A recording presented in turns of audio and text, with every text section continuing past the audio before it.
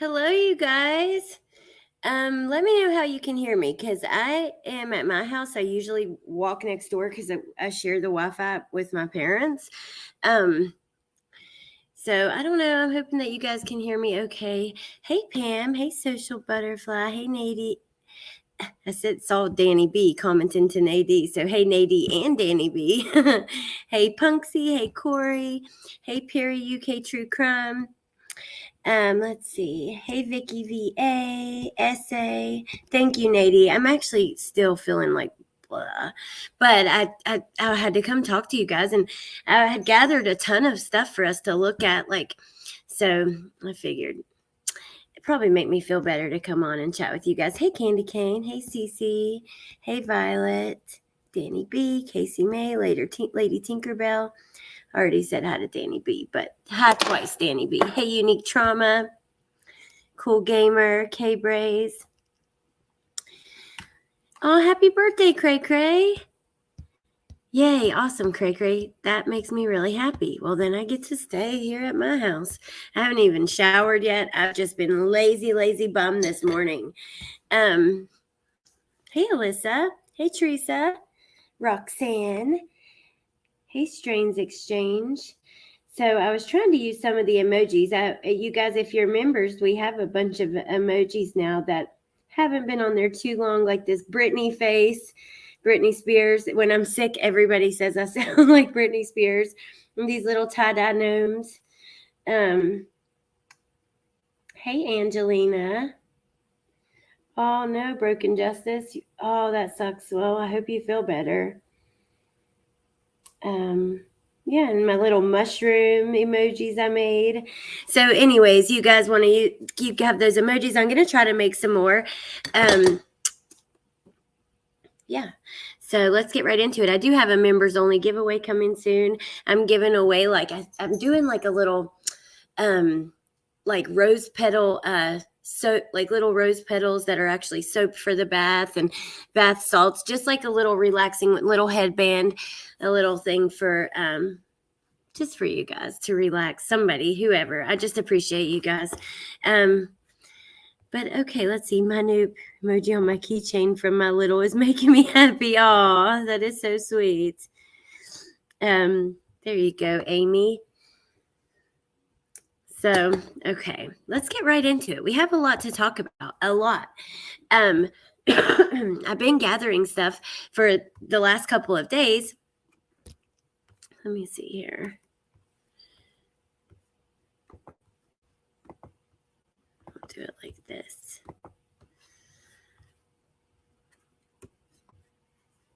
Okay. And one of the things I do want to look at with you guys is and the LFT sent me this yesterday. I thought it was super interesting to see, though. It is a from the schools, their website, policy and procedures as far as the department that he was in. And I was actually surprised to get into the program he was in, you have to have a 3.0 GPA, but they actually would rather you have a 3.5 and higher. There's just little details like that, and we can look at. But first, I want to go through some of these pictures, and there are some very interesting things in these different screenshots that I've gathered to show you guys. The first thing that I want to talk about just right off the bat is Xana Kernodle's mom. And I put this on my community page yesterday, and I want to just clear this up a little bit. So yesterday, it came out that Xana Kernodle's mom her public defender is actually Ann Taylor, the same woman who is defending Bryan. She's no longer on Xana's mom's case, but if you go and you look, her case is actually closed. That is why she didn't just ditch her. Let me grab the other screenshot from the case being closed, because we do have a lot to go through. But if you see here, case closed, case status closed. So, yes, she didn't just, and I wondered myself when I first saw it, but after I found that out. Okay, let's see what else we have here. Oh, this was so interesting. Okay, so this is from the University of Idaho Murders Facebook group. This is a comment from someone in there who claims they believe that they had a run-in with Bryan. So I wanted to read it to you, and then we'll continue. I found a lot of good information in that group in the last couple of days. So thanks for the ad. I have a possible encounter to tell you all about. I've been following this case since the beginning, being an avid true crime podcast listener, book reader, show watcher. I live in Northeast Pennsylvania, about 50 minutes from Bryan Kohberger's family home, give or take. I verified the date, October 11th to 12th, 2019. My husband and I dropped the kids at my cousin's in Mount Pocono, and we headed to Stroudsburg for an overnight and fancy dinner out, plus some bar hopping.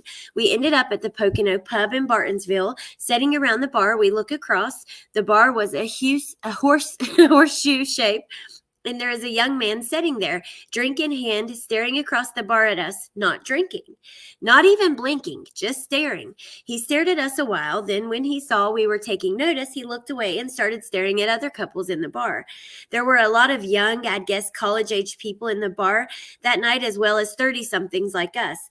I told my husband, look at that super creepy guy across the bar. He has either murdered someone or he's going to. We made sure he didn't follow us out of the bar when we left. The thing I'll never forget were his eyes. In the intense way he was boring his stays into us across the bar. It was terrifying and unsettling, and even in a crowded bar, he made me feel very unsafe. Let's see if the next one. Fast forward to January 2023, and the news breaks that the murder suspect is arrested in the Poconos.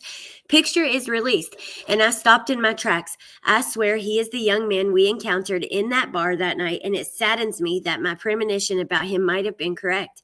I never thought I'd be able to ID someone years later, but I swear I could ID this guy now. The nose and the eyes you don't forget. I also don't think these 4 murders were this young man's first offense.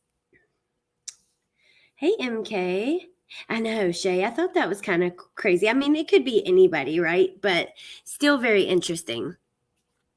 Okay, here's a photo that came out of Bryan. Found an old photo of Bryan. The caption is oldie, but the upload date is 2016. So it's probably taken, this is their guess, but that he looked scary to me there. Like, I cropped it like this just to try to look at him, and I was like, oh my God, he's just completely creepy.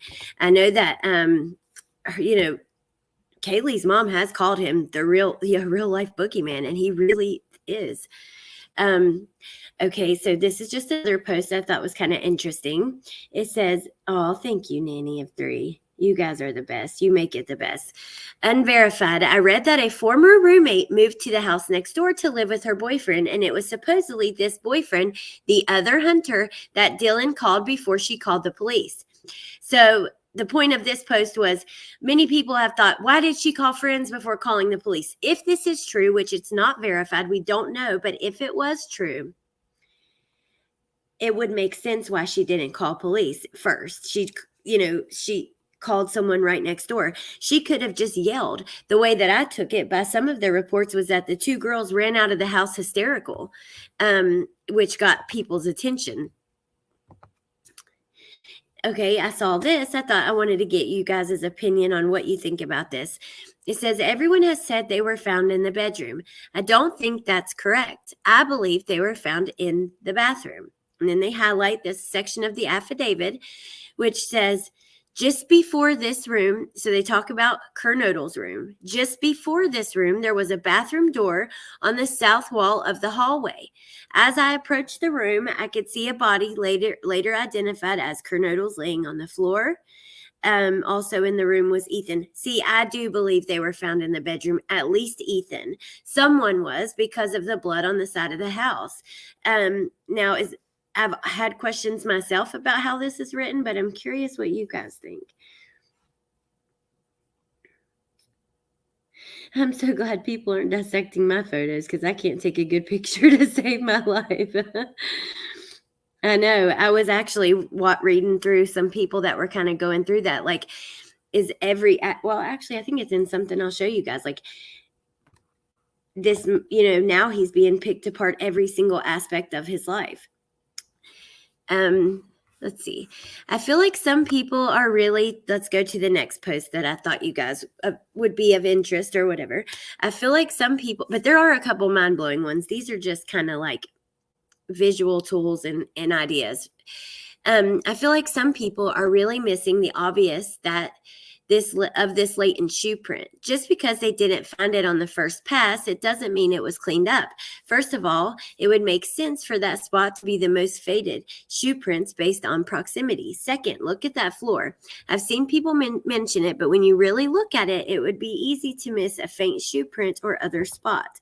And then they put this little like visual graph, but then and there's that part in the house. I think it would be easy to miss the shoe print too. And especially if there was just very small amount of cellular matter, which took the testing to show up, Does anyone know where Xana was when on TikTok at the time, Shay? I'm not sure. I believe she was probably up, back and forth from maybe her bedroom, kitchen, bathroom. That's what I would assume. Hey, Glenjamin. Hey, Ava, good to see you. Okay, let's keep going. This is just a person who has a similar dog, the hypoallergenic one, and said that they also shed. They just found this on their bed. I thought that was kind of interesting. Okay, now I thought this was, I'm not going to use the damn word interesting. I liked reading this. I enjoyed this. Okay, so I live in Pennsylvania, and I live about 20 to 30 minutes from DeSales University, an hour and 10 to where BK lived. Found out that my partner's intern knew Bryan, went to the same school, knew him in homeroom, hung out with him and his small group. She said she'd be happy to answer any questions I may have.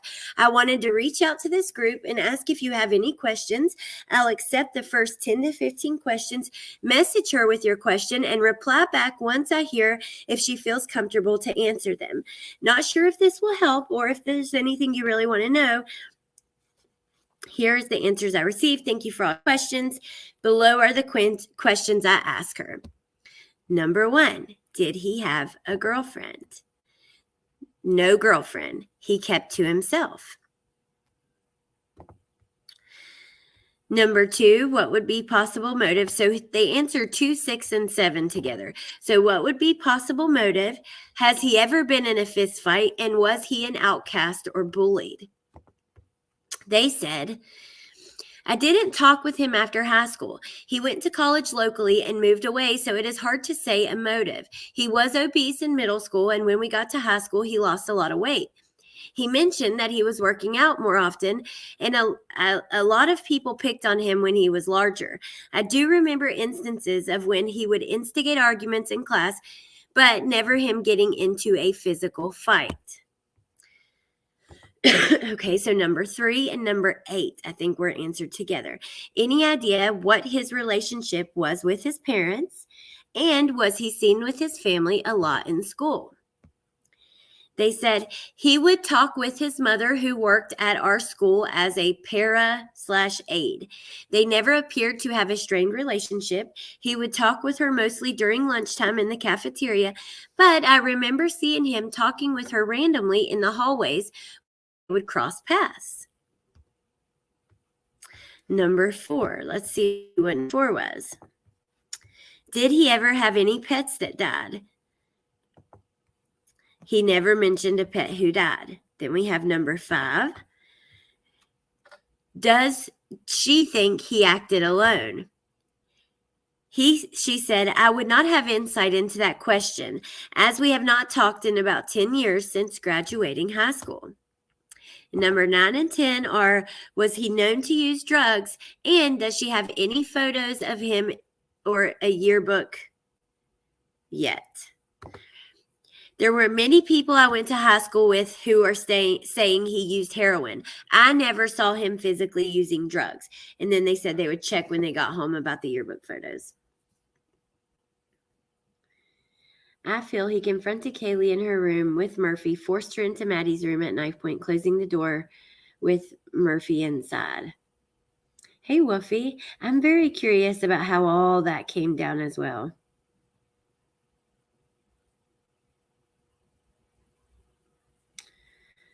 Hey, Leave It to Bieber. Hey, Rainbow Mom, have a good day at work. Okay, let's move on to the next little thing we have. Okay, so this was just crazy to me. Now, I'm going to pull up this version first. This is his notification of rights, okay? He has to initial that he understands all of these things in this notification of rights. And you'll see here, initials, initials, initials, yes and no questions. But he doesn't answer every question. He actually leaves one completely blank. Hey, Weeping Willow, and hey, Casey May. And the one he leaves open is, has anyone made you any promises or coerced you to act in this matter? Now, I found that super interesting, but I'm curious if you guys believe that was intentional or accidental. Does he have something up his sleeve? I asked Amber before we came live, and she said she would go with the something up his sleeve, but or before I came live.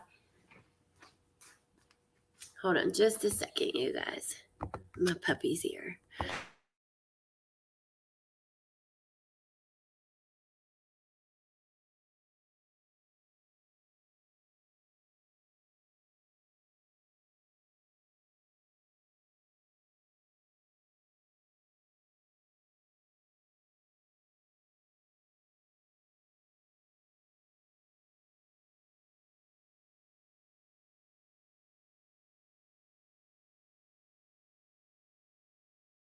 Okay, now let's see, what did you guys think about this?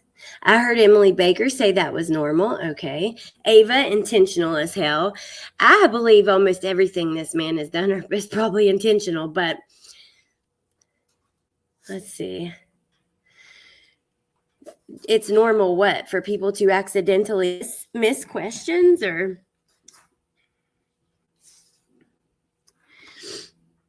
Hey, Danielle. Huh.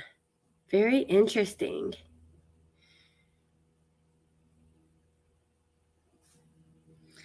Be very jealous. I'm eating strawberries today, Amanda.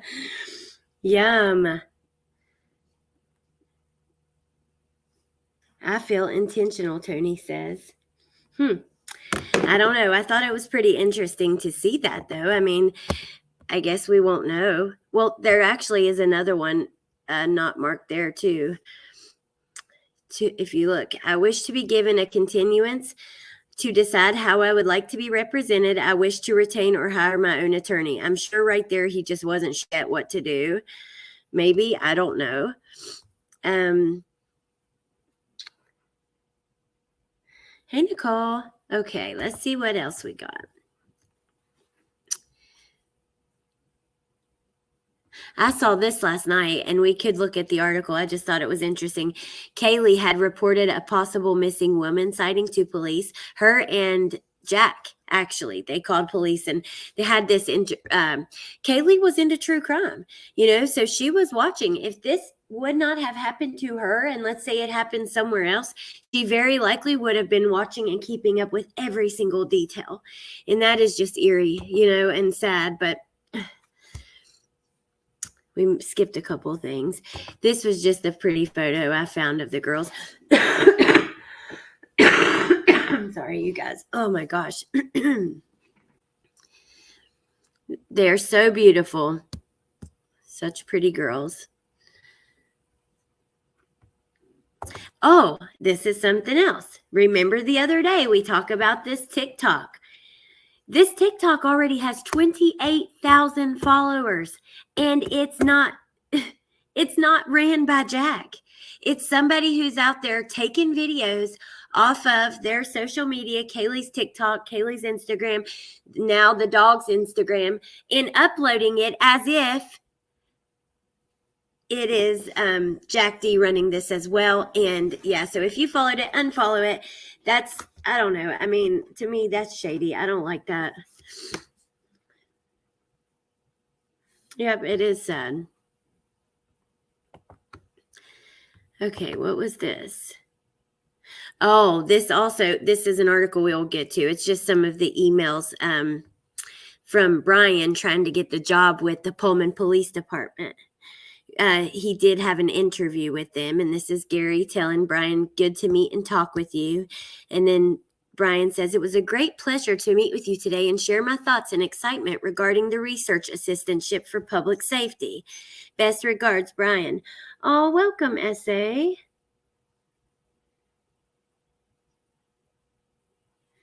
Ooh, Danny B, that's interesting. I didn't see that. Okay. Look at this. This is someone was sharing from, they took it from the Justice for Bryan Facebook group. Thank you so much for joining again, SA. This person says, I'm going to reach out to Bryan's parents and let them know we have a group full of people who support them and stand behind Bryan. If you would like to add anything to the letter, please post it below and I will print your message to include it in one letter so as not to overwhelm them. Someone said, can we start a GoFundMe to help Bryan's parents with travel and accommodation costs for the prelim hearing as they will need to fly out from PA? I want to, but how can we do that? How will we connect with them? Oh, thank you, SA. That is so sweet. Thank you so much. Oh, yay. Danny B got one. Lucia, Leave It to Bieber, Kid Kitty, and Amy. Now you guys might be in the giveaway. How exciting. Thank you. Oh, there's another post from these girls too, a little further on in the things I've got here. They're just, it's crazy to me. This was of something that Jennifer Coffindaffer found going through some of his stuff, I suppose. And it says, interesting time to take a jog. So it shows like he went on a run August the 4th in Pullman, and it was at 12:45 a.m., which is crazy. Yeah, it is good for his family, I guess, but dang. Oh, no, Mountain Mama. I hope you guys feel better. Please read what you respond to, please. I'm going to walk my dog, so only listening. Gotcha. I try to do that most times anyway, but Elsie, what in the actual F is wrong with people supporting a potential murderer? I know everyone is innocent until proven guilty in a court of law, but that just seems so freaking bizarre to me. I don't know either. It is definitely bizarre. 3 more in Washington, shooting suspect at large. Wow, thank you, Christy. Yeah, 12:45 a.m. Then, this is where I found out that Xana's mother's case was closed. They said there was so much discussion yesterday about Ann Taylor withdrawing from Xana's mom's case. I have attached the electronic court records as it shows this was a closed case, so it is not as if she left Xana's mom high and dry as many have speculated. Then we have, Amber, I got this from ATS News, who, if you guys aren't subscribed over there, definitely go check her out. And Kelly too at CDT. But this was the last this was a photo from that night. Remember, Ethan's sister had like a sorority function of some sort, a formal, and there are the triplets. Hey, Brooke. Thank you, JD. I know, social butterfly. This might be a weird compliment, but your voice is so comforting. I feel weird even typing that. I promise I'm not a creep, but it really is calming. Thank you, KM. Thank you so much. Hey, Holly. I know. I love that of Ethan. Okay, let's see what else. Oh, and I thought, okay, so Elliot Rodger, a lot of people are, comparing him to Elliot Rodger, especially since that Papa Rodger Facebook account and all that kind of stuff. So I thought this was interesting. And I didn't know that he did go into a sorority. That's where part of his crime was committed. Because after I found this, I did like a Google search just so to make sure it was like accurate, of Elliot Rodger and Alpha Phi sorority, and that is where part of his crime was committed. But this was a quote of his. After doing a lot of extensive research within the last year, I found out that the sorority with the most beautiful girls is Alpha Phi sorority. I know exactly where their house is, and I've sat outside it in my car to stalk them many times. Alpha Phi sorority is full of hot, beautiful blonde girls, the kind of girls I've always desired but was never able to have because they all look down on me. I want to do some more looking into Elliot Rodger. He had a YouTube channel I read today. I mean, I don't know. It was quick research, so y'all can let me know if I'm wrong, but Violet, I agree. Alex has a gentle voice unless you piss her off. Thank you. People get mad and personal rather than being objective. I like to hear all opinions, I really do. I want, hell, I might change my mind. You never know. I can't imagine, Sassy Blue says, the heartache Ethan's siblings must feel.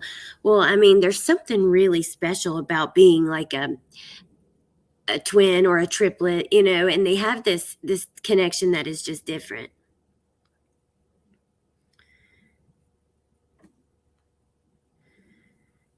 Holly, you're awesome. Your Wolfie's voice so much yesterday. Holly, I haven't seen you do any videos for a while. Let's see. I used to listen to your videos. Has anyone actually, but not usually till the next day because I go to bed early AF and I'm not up late. This is from, this is from the Justice for Bryan Facebook group. So here's the other one I was talking about. Listen to this. Has anyone actually taken a very close look at Bryan's neck? Like, pause the video and zoomed in to look and see it. It's all bruised. Did he do this or did someone else? I'm crying seeing this. I just happened to come across it. I swear, if he hurts himself or he's killed, I'll be pissed, literally pissed. I just sent him money to his commissary and paid for a phone call to leave a voicemail. You cannot talk to him, but you can leave voicemails. I want to let him know people are out here caring and behind him, and I'll continue to send him money to help out, to hang in there. It'll be okay, that we got his back and we're praying from him. It's the first time I sent an inmate money. Wow.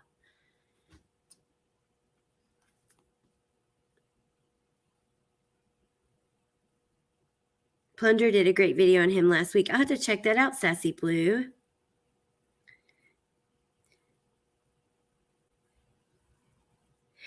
Angela says, I watched one of his YouTube videos for the first time yesterday, and I seriously thought that I was watching a parody. He was so out there that it was hard to believe he was serious. Oh, we got it out. Hey, Deco Painter and Tea. Oh, thank you, Casey May. Thank you so much. I appreciate that, and I'll check hers out as well. Hey, Mama Bear. I cannot believe. Well, this tells us, number one, people are leaving. He's getting a ton of letters. I've actually thought about messaging with inmates before, like trying to ask questions. But right now, with this part of his case, he's not going to talk like that. But anyways, maybe after being convicted. But sending him money, leaving him voicemails that we care about you and we're behind you and we're praying for you. It's going to be okay. What in the... Jesse, this is just a post from like the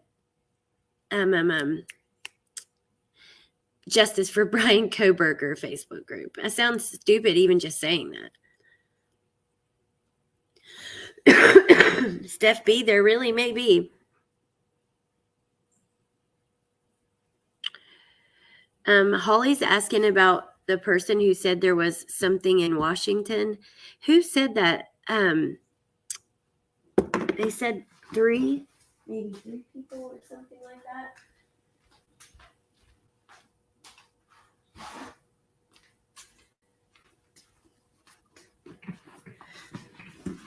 Okay, let's see what else we got here. Oh, I thought this was interesting. I want to take a closer look with you guys at these. So this is a person in the Facebook group who also lives close by.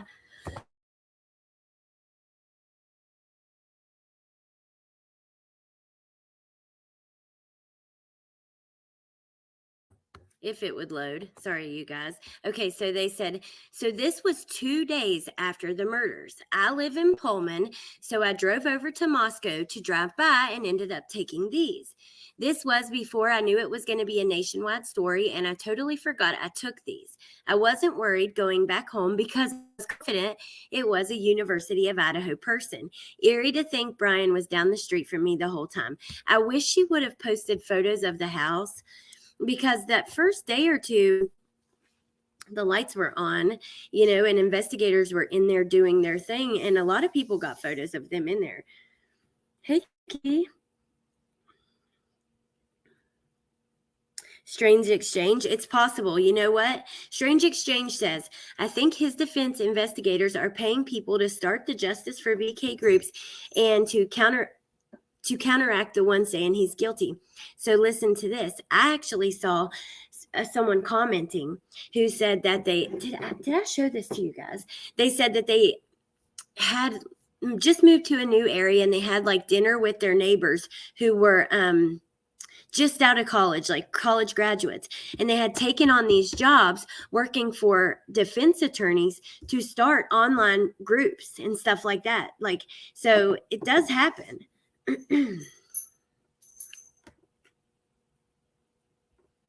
Maria, yes, people do. There are people who fall in love with them and get obsessed with them. It's crazy. Like the Chris Watts. Oh my God. There's tons of groups dedicated out there to Chris being innocent and justice for Chris. There are lots of women who have, yeah, it's crazy. Okay, so now let's look at, we're going to go to, because I have a ton of articles to show you guys that came out in the last day or two. But first I want to look at this. This is from the school's website. So it goes into the graduate degree programs, the policies, procedures of graduate school, all that kind of stuff. So first, let's look at this, the graduate degree programs at Washington State University. So we know that he has a criminology degree. He was going for, he doesn't have it, criminology, a doctorate in criminology, which it won't even let us. Let's see here. It says 13 faculty working with students, 20 students. 80% of them are on assistance or scholarships. Campus is Pullman. Degree description. And this was sent to me by LFT from the channel. You got, if you guys don't know the channel, her channel with her friend Tia, our friend Tia, but is Decipher Podcast. And one of the mods will link it, but she sent me this yesterday. So, degree description. The mission of criminal justice PhD program is to advance the development of criminological and criminal research and theory, and to train graduate students to conduct and understand theoretically based research involving crime and the criminal justice system. Upon completion of their graduate program, graduate students in criminal justice will be able to read and evaluate data in social science research, analyze and develop criminal justice policy, conduct independent research related to criminology and criminal justice, and communicate original research findings and analysis of secondary research for consideration by multiple audiences. It does not say, upon completion of this graduate program, graduate students will know how to successfully commit crimes without being caught. You know what I mean? That's not at all what they're learning here. They're learning, I mean, a lot of it is, think about the study he was doing. Right there, there's a great description of all of that. Oh, welcome, MK. MK, thank you. Thank you so much for joining. Right, Rich. But this is the actual program for his doctorate that he was going for here. He's basically a professional student. Admission requirements, you have to have a master's degree. A cumulative GPA of at least 3.0, although 3.5 or higher is preferred by the admissions committee. Remember, I mentioned at the beginning, because yesterday when I read through that, I thought, that's kind of interesting. Personal statement, 3 letters of recommendation. At least one of the letters must be from a professor with a PhD. You have to have transcripts, including all colleges or universities from which you have earned or expect to earn a degree, and all colleges or universities at which you have taken graduate level coursework. Transcripts for coursework taken at Washington State University are not required. Official GRE scores sent to the graduate school. So that's I don't even know. That's a test that I didn't take to get into college. And then official TOEFL score.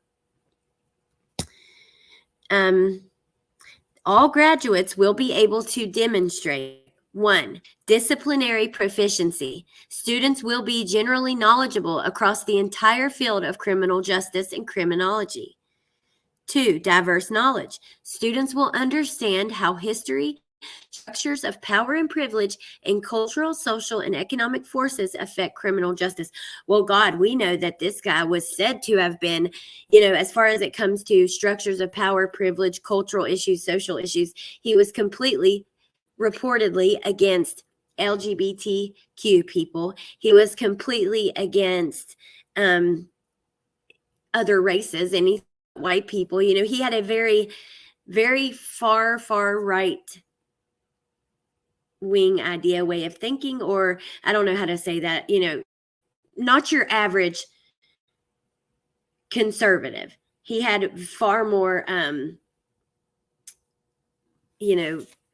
his beliefs were just a little bit more shocking and off to the edge. I don't know how to say that, you guys, with the right way. I have to, I don't want to, political stuff, people get all kinds of upset on there. I ain't trying to offend anybody in here. It's surprising he gave up such a promising future. He was top of his class. That's actually what someone in the group was saying. That had also been to school for a PhD. They were like, I just cannot believe that someone who's put in that much work is just ready to throw it away like that. So, yes, super far right wing nut job, absolutely. Okay, Sassy Blues. That's okay. Thank you. Okay.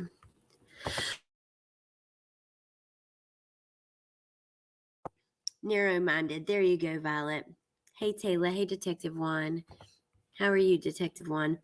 So They will have methodological competence. Students will be competent in the full range research methods and analytical techniques used in the field of criminal justice and criminology. They will have specialized expertise. They will develop a comprehensive understanding of the published scholarship and contemporary research methods. And they'll have proficient communications. Students will become proficient communicators in terms of research and pedagogy according to professional standards in both written and oral formats.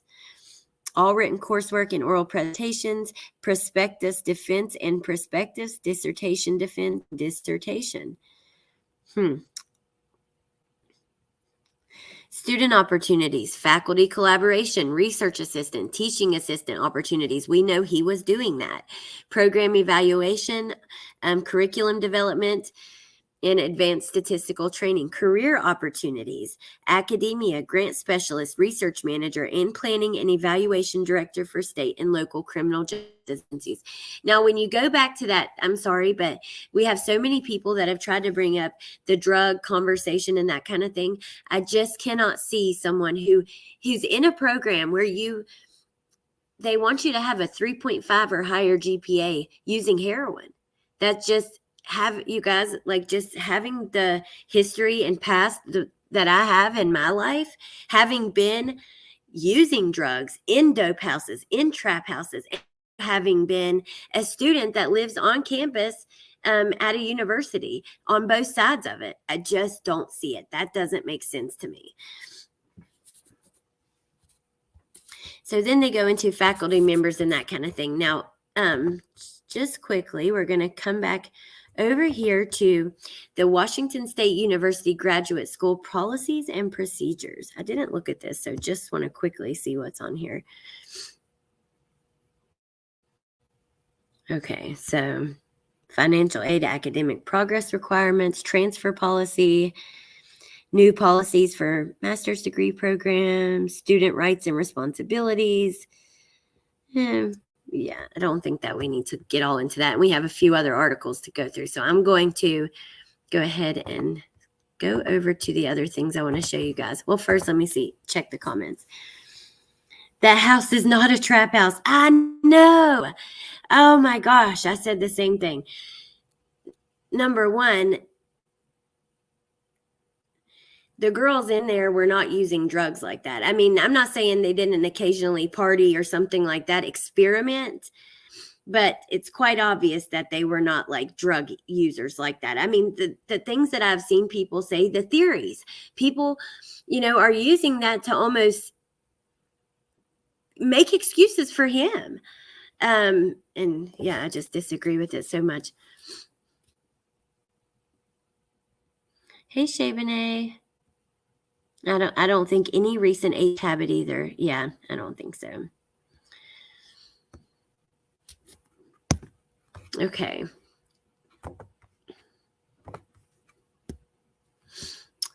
We'll go to this one next about his interview with Pullman Police.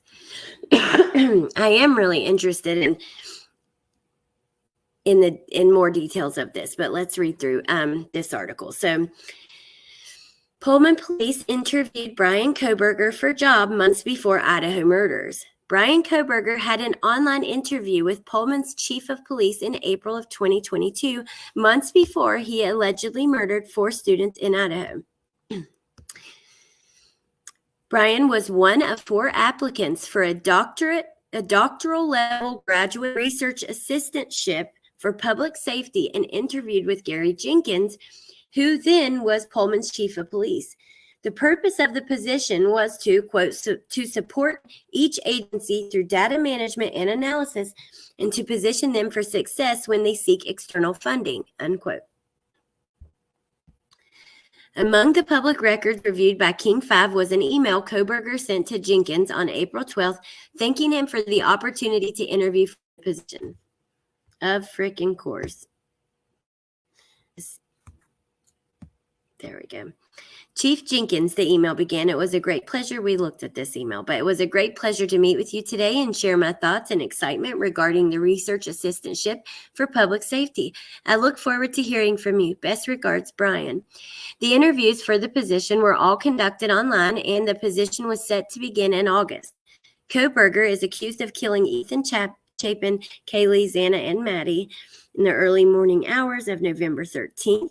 King 5 reached out to Pullman PD about whether Kohberger was ever offered the position or if he accepted the role, but had not heard back as of Monday morning. That's what I want to know. I want to know, did they offer him the job and did he accept? He could have taken it. We truly just don't know yet, and that is really, I don't know.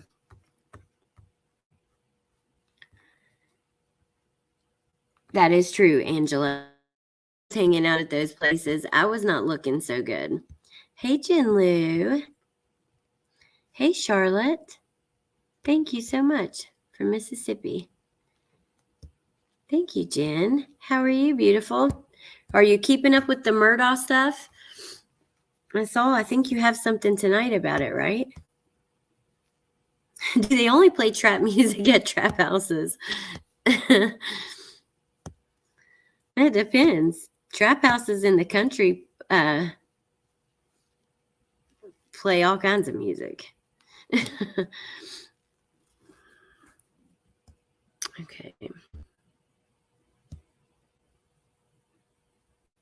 Think not getting the job was the final trigger? I don't know, because I don't know if he very likely could have gotten the job, and I don't know. Okay, this was an article about some of the things taken from his house. It's a newer article, I think, from last night. But I just wanted to go to the portion where the experts interviewed and talk about those parts with you guys. So what forensic experts say about evidence seized from Bryan's home in the Idaho murder case. And this is stuff we've been talking about for days, but still, I like to hear from the people that actually know. So they talk with Jennifer Kaffendeffer and Dr. Monty Miller, a former crime scene investigator and forensic expert, for their takes on each item. Okay, so first we have the stained items. In the search warrant record, investigators list several items with stains, including cuttings of a mattress cover. No, that's not what it said. Cuttings of a pillow and a mattress cover top and bottom, correct? I don't know. Let's keep going, though. A reddish-brown stain on an uncovered pillow and a collection of a dark red spot. Both Dr. Miller and Mrs. Kaffendeffer told the Independent that police likely believe those stains could be blood. We know they weren't tested on scene because that actually it does more damage to the item and impedes further testing if they test it on scene, when they can take it in and do different testing and, preserve the DNA a little better.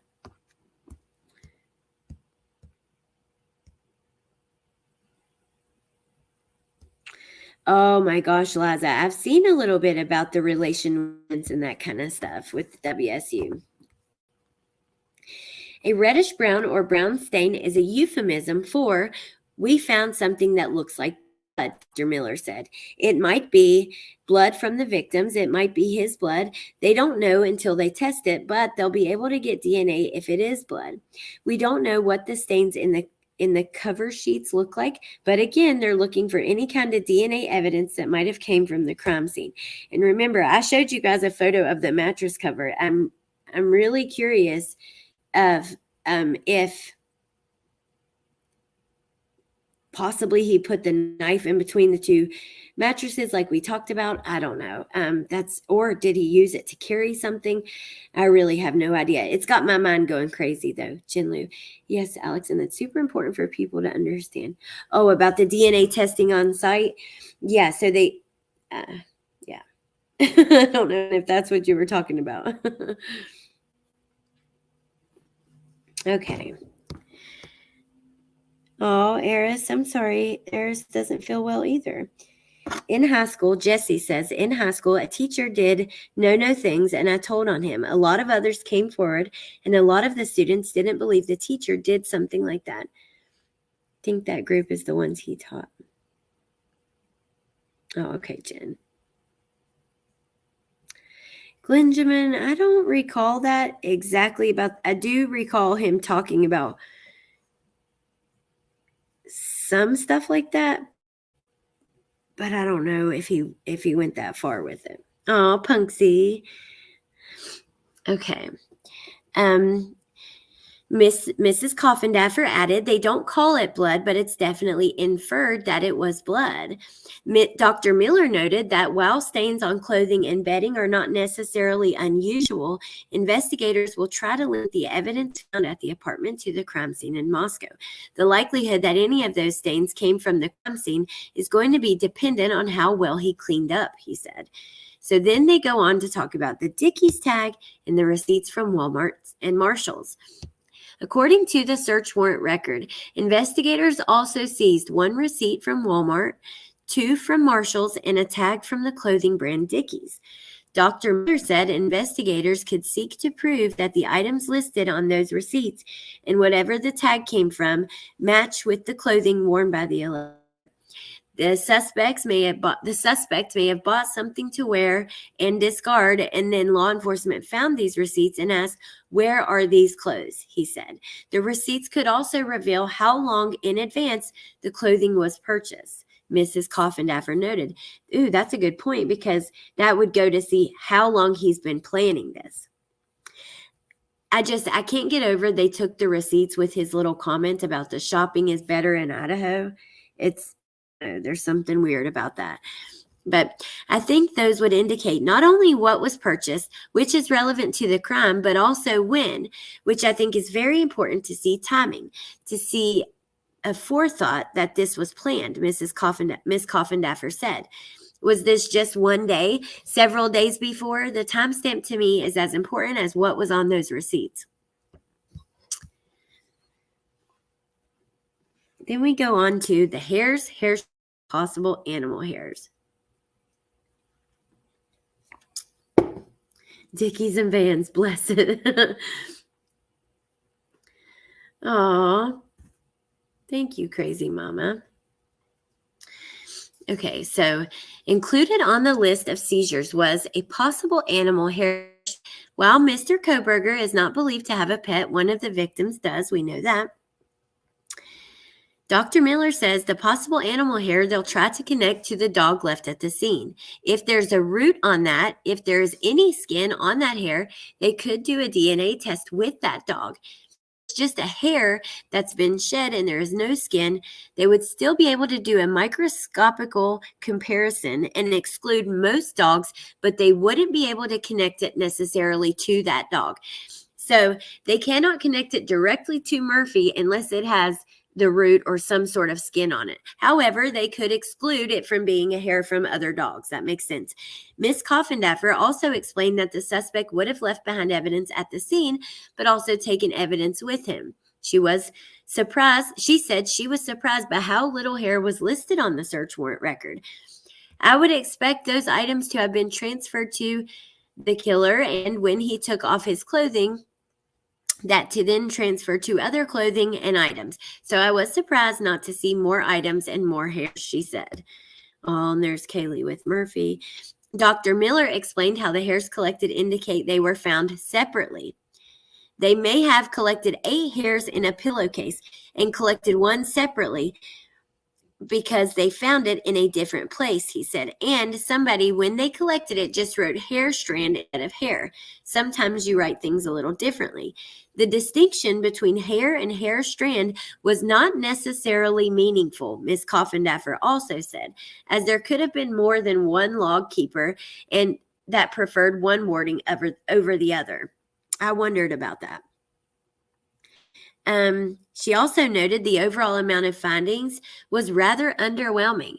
I would want to point out that it's not really as interesting to me what is on the search warrant as what's not on the search warrant won't return, she told The Independent. I just expected so much more information, so many more hairs. I expected fibers. I expected clothing to be taken. I had hoped for shoes.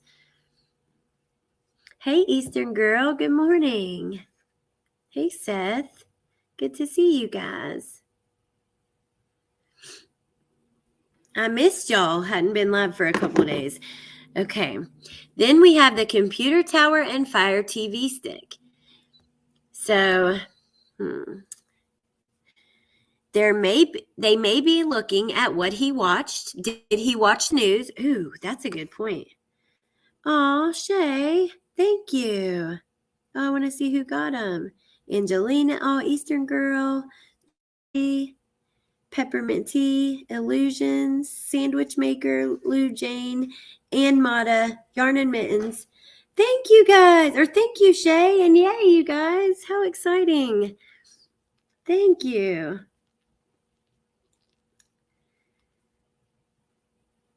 Thank you so much. That's so exciting. We can turn my whole chat into all these little cute emojis. Sassy Blue says, I think he had plastic over the seats in his car. When he went for his long ride, he removed clothes and wrapped in plastic from covered car seats. I would like to see what they retrieved from his vehicle. That would be very interesting. Candace, I'm reading through an article on The Independent where they interviewed a couple specialists on the evidence taken from the apartment. We did go through a lot of other stuff in the beginning, and now we're just going through the articles I had pulled from the last couple of days. Oh, yay. Look at all those pretty flowers and mushrooms. Thank you, guys. Thank you, Shay. I love you guys. I really appreciate that. One day we will all be green. It's too bad that we can't you can't like say you want to give one specific membership away. They should make it where you can do that. Hey, YT3. Okay. This is interesting. I never even thought they would have been watching about him to see if he had watched the news. They may be looking at what he watched. Did he watch the news? Did he watch anything connected to the murders? Did he watch shows about crime? Dr. Miller told The Independent. Some of that might go with his PhD, or could be explainable to him. Investigators are just trying to put the whole picture together. Oh, I love you, Punksy. Thank you so much. I'm glad I got my phone out so I could see that. Vicky, the daggone one. So Barry Morphew, in his court paperwork, they also talked about what he was watching. He had been watching Forensic Files. So get this. Barry Morphew's wife goes missing, and supposedly bike ride, okay, when she goes missing. They find her bike over the hill, and when they get in Barry Morphew's truck and listen to what and find out what he's been listening to, he had been listening to a podcast or an episode of Forensic Files and a podcast about this specific episode or whatever. He had been listening to about a case where a woman goes missing on a bike like that. So they do use that. I never even thought that could be why they want the fire stick as well. Someone type all the emojis. I'm going to make some more too. Yay. And there's so many of you guys will be in this giveaway that's coming up. I'm going to go get this stuff today and we'll do it. I'll post about it this evening. Oops, I did it again, rolling in late. Crime sleuth and old baby. Okay.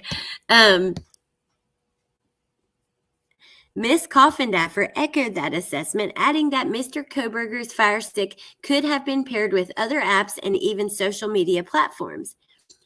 There could be some very important information there related particularly to his searches in social media, she added.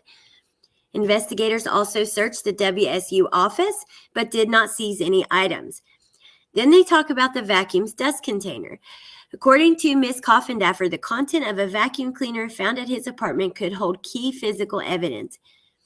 If he did clean very thoroughly his place, which by the fact that we've got very few items returned, it would seem that to be true. that could contain the very important evidence, including hair and including fibers, she said. Then we have the single nitrite glove. Among the items seized by police was a single nitrite glove, which Miss Coffindaffer described as a particular finding. That's a very specific kind of glove that is extremely tight fitting so that you can manipulate things with your hands. They are similar type to what we wear on SWAT, so we can handle flashbangs and shoot our weapons and feel, she said. Dr. Miller highlighted that investigators might have recognized the type of glove if similar material had been found at the crime scene. Well, I wonder if that's what happened, because we don't know what all was at the crime scene. We don't even know a portion of it. We may know 10, 15%, truly. So imagine if they did find like pieces of a glove that had been, destroyed or, came off of his hands during some sort of fight, or I don't know. Shay can be Bay too, I will share.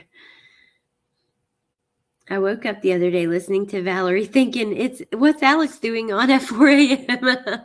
Lucia, that's funny. I know. Valerie goes very late, so I don't get to see. LFT. Hey, LFT. Hi, Alex. Love this show. If someone watching crime shows is evidence, I'm in so much trouble.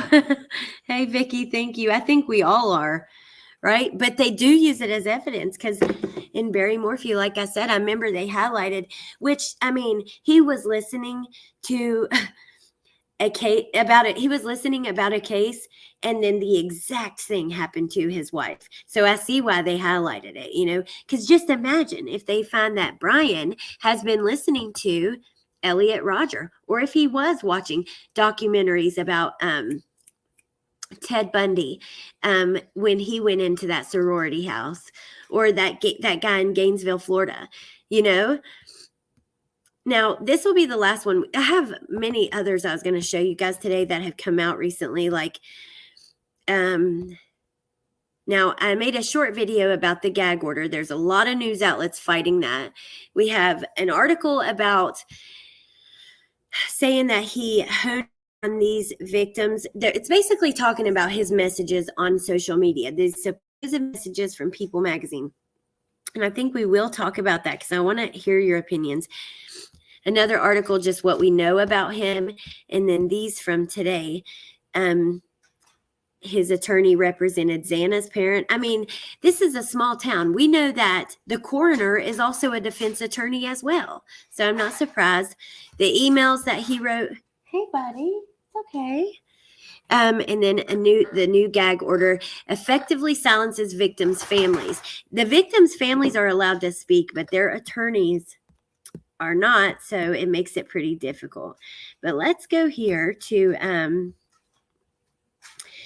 I'm very curious how you guys feel about these messages that supposedly he sent the victims on Instagram in October. Now, I'll say I don't believe anything that People magazine puts out at this point, especially after the Mad Greek comes out and says that People magazine article is not true. They do not say he never ate there. Teresa, my friend Criminality, pointed that out, and that is true. So I think that it's still possible he ate there, but he did come out and say, we're not going to argue back to the article. We have one thing to say. It is not true. So, bye, Shay. All right, I got to go back to work. No fun. Have a good day, Shay. Thank you so much for everything. Hey, Crime with Kay. Angelina. Hey, Jamie, Texas chick. The Mad Greek is over it. I know. But you know what? I'm wondering, maybe. Okay, I'm going to grab those screenshots because I really do wonder if maybe he was still there. The way that Teresa has me thinking about the way that they worded that. So I'm going to forward that over here. We're going to take a look at that before we go. But let's go through this article first. So Bryan Kohberger honed in on victims, says ex-CIA officer. Reports that the man accused of all of this, reports that the man accused of killing the 4 university students repeatedly messaged one of the victims, indicated he honed in on them and made them his target.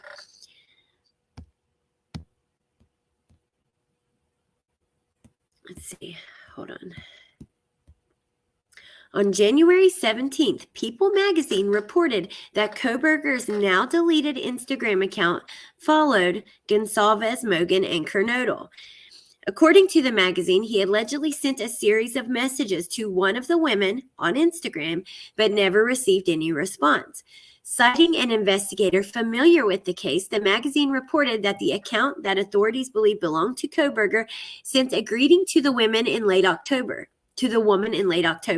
When there was no response, he allegedly sent several more messages. Basically, it was just him saying, "Hey, how are you?" But he did it again and again, the source says. Tracy Walder, a former CIA officer who is not involved in the investigation, said it falls in line with the theory that he may have targeted one victim in particular. Him following them, I think it could really explain the fact that he did run into them at that Mad Greek restaurant. People also reported that he allegedly ate at the Mad Greek restaurant. Excuse me, you guys, citing a former employee. It wouldn't have surprised me. Obviously, we know Xana and Maddie worked there, but Kaylee could have been there at the same time. So it wouldn't surprise me if he followed them, said Walter, but him messaging one of them in particular tells me he had really honed in on one of those victims and decided to make them his target. The Mad Greek's owner has declined the report that a former employee has spoken to the press, writing in a Facebook post, "This will be my only response to this story from People. It is not true. I have not forbidden employees from speaking to reporters. We all decided collectively to support the families and not share anything that could potentially harm the investigation or cause the family stress." Walder said the owner may be denying the report because of a gag order issued in Kohberger's case. I think the biggest reason the owner is denying it is really because of the gag order. They do not want to have penalties for someone having violated that gag order, and they don't want to be responsible for anything that really impedes the prosecution of the case. So I'm really curious, what do you guys think? Do you believe that the Mad Greek would, that's why they said he hadn't been there, and maybe he had, because I don't know. I just don't believe People magazine. I'm kind of annoyed, honestly, that false reports would get out there at all about a murder case, but we know it happens all the time. But it's messed up because it drags the families along, it drags the viewers along that are, us that are watching, that are seeing all this stuff.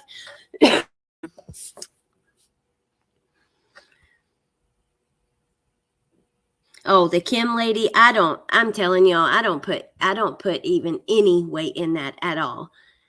And I just cannot believe anybody did.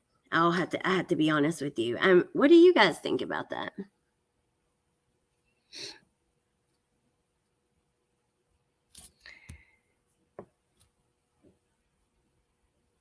Oh, wow, Vicky. Oh my goodness.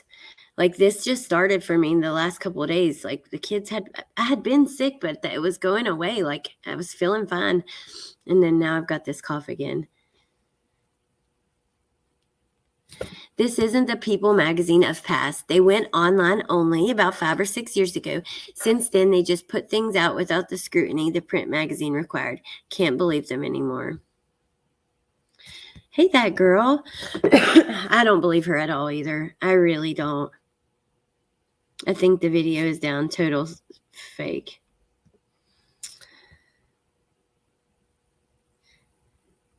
Crime sleuthing.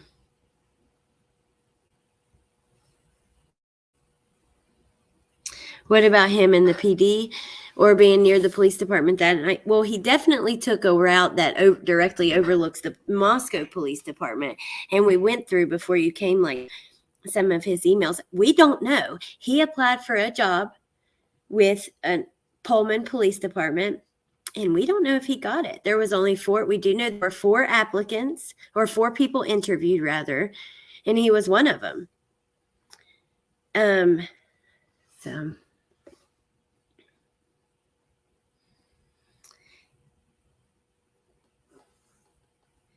Right, Bernice, that makes sense. Said it makes common sense to think he had ate there, vegan and that kind of thing.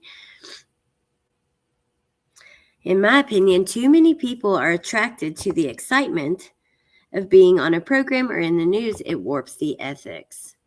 Oh, there's a lot of stuff like that really that does the same thing. Just like people trying to get information out there first. The game of press. It's evil. It's dirty.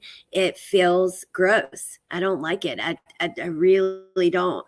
And I hate to see some of the people fall into it that you see fall into it. I mean, and it's hard not to, especially if you're very passionate or interested in something. But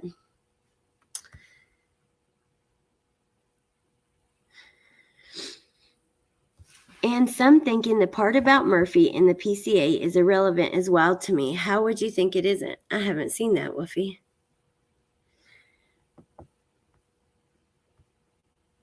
Okay, well, I think we are done for now. I'm probably going to let you guys go. I appreciate you all hanging out with me to go through all of this craziness. Yeah, I want to go outside and smoke a daggone cigarette. Oh my gosh, now I have that emoji that you made me, Crime Sleuth, for when I say daggone too much. Hold on, I got to use it. Let me see.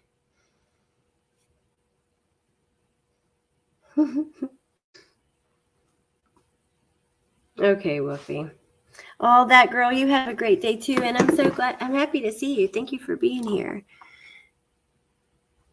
And I'm so glad you guys got those the memberships that were gifted today. Thank you, Shay, and well, thank you to anybody who did any kind of membership or super chat or even just for being here, you guys. I appreciate it all so much. I hope you have a great day, MK.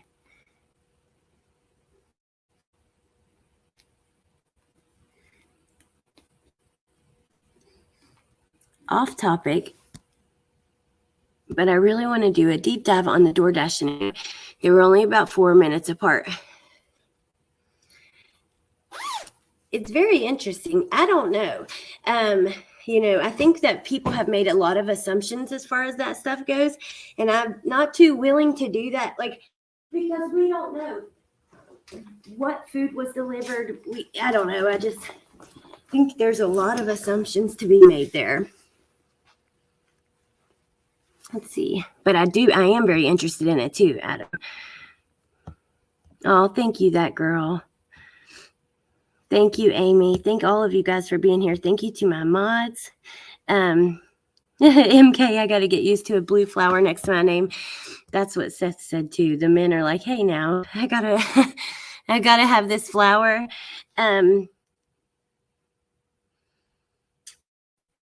Ooh, okay. Let me know, Danny B. All right, I'm gonna let you guys go. I love you. I appreciate you. Thank you for being here. And yeah, we'll talk soon about it. Oh, and we're gonna talk about some other things too.